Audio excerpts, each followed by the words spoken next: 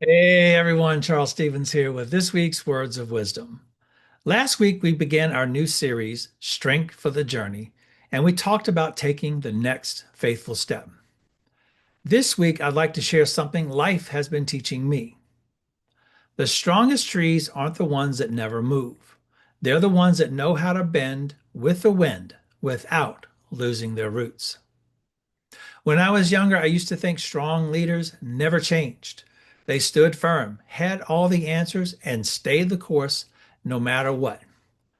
But experience has taught me something different. Strength isn't measured by how rigid we are. It's measured by how well we adapt without losing sight of who we are. Over the past few years, my own journey has looked different, very different than I expected.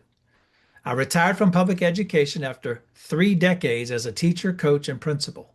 I started a consulting business, believing that was the next chapter. Then an unexpected opportunity led me back into school leadership at a private Christian school. And today I serve in a role supporting students with disabilities.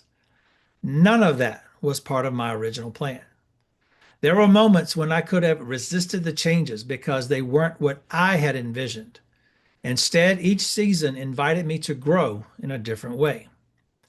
Looking back now, I realize I wasn't changing my purpose. I was changing how I lived it. That's an important distinction. Sometimes we confuse our assignment with our purpose. Our assignment may change, our purpose often doesn't. The title on your office door may change, the place where you serve may change, the season of life you're in may change, but your values, your character, and your calling remain deeply rooted. That's what it means to bend without breaking. So this week, I want to leave you with just one question. What change have you been resisting because it wasn't part of your plan? Maybe that change isn't happening to you. Maybe it's happening for you. Not because it's easy, not because it's what you would have chosen, but because it's preparing you for the leader you're becoming. The strongest leaders aren't the ones who avoid change. They're the ones who learn to adjust, adapt, and continue growing through it.